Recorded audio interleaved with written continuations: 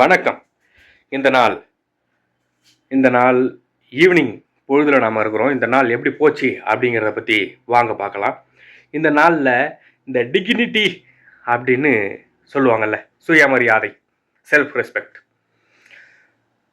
அதை வந்துட்டு உடைக்கும் வகையில் என்னோட சர்க்கிளில் ஒரு கேரக்டர் இருந்துச்சு. அவன் நல்லவன் தான், நேர்மையானவன் தான். அவன் மனசாட்சிப்படி அவன் மனசில் என்ன படுதோ அதை செய்வான்னு வச்சுக்கோங்களேன். அது மாதிரியான ஒரு ஃப்ரெண்டு. அவன் நம்மளை வந்துட்டு செல்ஃப் ரெஸ்பெக்ட் கொடுத்து நடத்துறதில்ல. அவன் கூட இத்தனை நாளாக நான் பழகினதெல்லாம் வச்சு பார்க்கும்போது, நான் அவன்கிட்ட சொல்லியும் பார்த்துட்டேன். வச்சு பார்க்கும்போது சரி ஓகே, இதுக்கப்புறம் இவன்கிட்ட வச்சுக்க வேண்டாம்னு சொல்லிட்டு நான் விலகிட்டேன். இத்தனை நாளாக அவன் கூட பழகின பழக்கத்தை வச்சு பார்க்கும்போது அவனுக்கு எப்படின்னா, அவனுக்கு என்ன தோணுதோ அதை செய்வான். மற்றபடி அவன் தப்பாக நினைக்க மாட்டான். அவன் அதை பற்றி ரொம்ப ஸ்ட்ரெஸ் ஆக மாட்டான். அதிகமாக வந்துட்டு வழக்கிட்ட யோசிக்க மாட்டான், ஃபீல் பண்ண மாட்டான். ஓகே. ஆனால் அதே நேரம் அவன் வந்துட்டு பாசமாக இருப்பான். அவன் மேலே பாசமாக இருந்தோம்னா அவன் ரொம்ப அதிகமாகவே பாசமாக இருப்பான், நம்மளை மாதிரின்னு வச்சுக்கோங்களேன். அப்புறம் யோசித்து பார்த்தேன், சரி ஓகே, இவன் கொஞ்சம் அறியாமல் அது போல் பண்ணுறான். அறியாமை, தெரியாதனமாக இது போல் பண்ணிக்கிட்டு இருக்கான். அது அவனோட கேரக்டரில் உள்ள ஒரு குறைபாடு. அதை ஃப்யூச்சரில் நம்ம சொல்லி திருத்துவான். இப்போ நம்ம அவனோட நண்பன், அவன் நம்மளுக்கு நண்பன், நம்ம அவனுக்கு நண்பன் அப்படின்ற பட்சத்தில் நம்மக்கிட்ட எதுக்கு இந்த செல்ஃப் ரெஸ்பெக்ட் அது இதுன்னு சொல்லிட்டு இந்த விஷயங்களெல்லாம் நம்ம மையப்படுத்தி பார்த்துக்கிட்டு வேறுபடுத்திக்கிட்டு ஈகோ 2 பேருக்குள்ளே வந்துக்கிட்டு, அவனுக்கு நிறைய கொஞ்சம் ஈகோன்னு வச்சுக்கோங்களேன். அதை நான் அவன்கிட்டையும் சொல்லுவேன். இந்த வீடியோவை கூட அவனும் கூட பார்ப்பான். இந்த வீடியோ நாளைக்கு அப்லோட் ஆகும். நாளைக்கு அவனும் பார்ப்பான் இந்த வீடியோவை. ஓகே, யாரை பற்றி பேசுகிறோம்னு சொல்லி அவனுக்கும் தெரியும். ஈகோ அவனுக்கு அதிகம். அதனால் வந்துட்டு அந்த இடத்துலேருந்து இறங்கி வரலை. நானும் யோசித்தேன் முந்தானத்து மதியானத்துலேருந்து.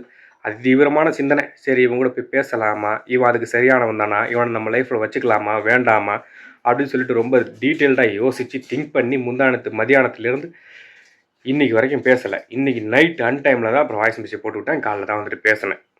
ஓகே, அப்பயும் அவர் அந்த கெத்தை விட்டு இறங்கி வராமல் தான் அப்படியே பேசுகிறாரு. அது அவன் கேரக்டரில் உள்ள ஒரு குறை. அது அவன் ஒரு கெத்துன்னு நினச்சிக்கிட்டு இருக்கான். ஓகே, அதையே அவட்டே நான் சொல்லிட்டேன். அதுக்கப்புறம் என்ன பண்ணுறது, நாம் பாசம் வச்சது தான் இருக்குது. எத்தனையோ டைம் லைவில் நம்ம சொல்லிட்டோம். அது நம்மளோட டைலாக் மாதிரியே மாறிடுச்சு. நாம் அன்பு வச்சது தான் அப்படிங்கிறது. ஓகே, இது அவனோட கேரக்டரில் உள்ள குறையை நம்ம புரிஞ்சுக்கிறோம். அதனால் நம்ம விட்டு கொடுத்து போனவங்க கெட்டு போனது இல்லைங்கிற மாதிரி நம்ம விட்டு கொடுத்து போகிறோம் நண்பனுக்காக. அவ்வளோதான். அவன் ஒரு நல்லவன், நேர்மையானவன், மனசாட்சிக்கு நேர்மையாக நடக்கிறவன் அப்படிங்கிறதுனால அவனை நம்ம லைஃப்பில் வச்சுக்கிறோம். அவன் ஒரு நல்ல நண்பன். அதுக்காக நான் விட்டு கொடுத்து போகிறேன். இதுதான் இந்த நாளில் வந்துட்டு கடந்த 2 நாட்கள், இன்றைக்கோடு சேர்த்து 3ஆவது நாளாக நடந்த ப்ராசஸில் அந்த ப்ராப்ளத்தை இன்றைக்கி தான் நான் சரி செஞ்சுருக்கிறேன். ஓகே, அப்புறம் ரொம்ப நேரம் பேசணும், அப்புறம் எல்லாம் சரியாயிடுச்சு அப்படின்னு வச்சுக்கோங்களேன். ஆனாலும் அவர் இந்த துறை வந்துட்டு விட்டு கொடுத்து போக மாட்டார். அதுதான் அவன் கேரக்டரில் உள்ள ஒரு குறைபாடு, அந்த ஒரு ஈகோன்னு சொல்லுவோம்ல. ஓகே, ஒரு 2-3 நாளில் சரியாயிடணும்னு வச்சுக்கோங்க. அவன் அது மாதிரியான கேரக்டர் அதோட இருக்குது. சரி ஓகே, நேற்று இந்த நற்பவி யூடியூப் சேனலை பற்றி சொல்லியிருந்தேன்ல, அவங்களோட வீடியோ வந்துட்டு இன்றைக்கி தான் அப்லோட் ஆகும். அவங்களுக்கு நான் நேற்று வந்துட்டு அவங்களோட சேனலில் கமெண்ட் பண்ணியிருந்தேன், இது போல் நாளைக்கு நைட்டு 8 மணிக்கு அப்லோட் ஆகக்கூடியவ போய் செக் பண்ணி பாருங்கக்கா அப்படின்னு சொல்லி. இன்றைக்கி வந்து பார்ப்பாங்க. இப்போ நான் லைவ் போட்டு முடிக்கும்போது 8 மணி ஆகிறதுக்கு கரெக்டாக இருக்கும். அவங்க வீடியோ வந்து பார்க்குறாங்களா என்னன்னு தெரியல. அவங்க நமக்காக ரெக்கமெண்ட் பண்ண சொல்லி நம்ம சேனலை ரெக்கமெண்ட் பண்ணதுக்காகவே ஒரு வீடியோவே நம்ம பண்ணிட்டோம். நமக்காக ஒருத்தவங்க 1% மெனக்கட்டா நம்ம 99% மெனக்கிடுவோம். அப்படி தாங்க இருக்கணும் வாழ்க்கையில். யாருக்கு எப்போ சாவு வரும், எப்போ நம்ம அடுத்த நாள் உயிரோடு இருப்போமான்றதே தெரியாது. இருக்கிற வரைக்கும் நம்மளை சுற்றி இருக்கிறவங்களுக்கு நல்லது செஞ்சுட்டு போயிடணும் நம்மளால் முடிஞ்ச வரைக்கும். ஓகே, கெடுதல் செய்யாமல் இருந்தாலும் அதுக்கு நல்லது தான் செய்யணும்னு கூட கிடையாது. அதுக்காக கெடுதல் செய்யாமல் ஒரு நல்ல ஒரு வாழ்க்கையாவது வாழ்ந்துட்டு போகணும். நல்லது செய்யலைன்னாலும் கெடுதல் செய்யாமல் இருந்துட்டு போயிடணும். ஓகே, நமக்காக ஒருத்தவங்க மெனக்கிடுறாங்க அப்படின்னும் போது அவங்களுக்காக நம்ம சேனல் முன்னேறணும், நாம் கண்டென்ட் 4 பேருக்கு போய் நல்ல ஒரு சேவையாக சேரணும் அப்படின்னு நினைக்கிறவங்களுக்கு அவங்க சேனலை நம்ம வந்துட்டு மெனக்கட்டு பேசுகிறதுல தப்பு இல்லைல்ல. அவங்க 1%னா நம்ம 99% செய்வோம்.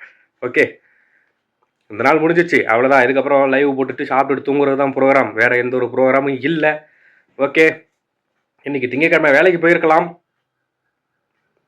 சில காரணங்களால் போகலை. இப்போ வந்திருக்கிறோம், வந்து இன்னும் என்ன 10 நாளை தாண்டி இருக்கா, போவோம். 10 நாளா? இன்றைக்கி 12வது நாள் இந்தியா வந்து. ரொம்ப நாள் ஆன மாதிரி இருக்குது. திடீர்னு பார்த்தா 12 நாள் ஆச்சா அப்படிங்கிற மாதிரி இருக்குது. சரி, ஓகே. இந்த நாள் முடிஞ்சிச்சு நண்பர்களே. இந்த நாள் எந்த ஒரு குடிபோதையும் இல்லாத ஒரு நாளை நான் கடந்து முடிச்சிட்டேன். என்ன மாதிரி இருக்கணும்னு நினைங்க, எக்காரணத்தை கொண்டும் எந்த ஒரு போதை பழக்க வழக்கங்களுக்கு அடிமையிடாதீங்க. மீளணும் அப்படின்னா ரொம்ப கஷ்டப்படுவீங்க. டெய்லி வீடியோஸ் பாருங்கள், தொடர்ந்து பாருங்கள்.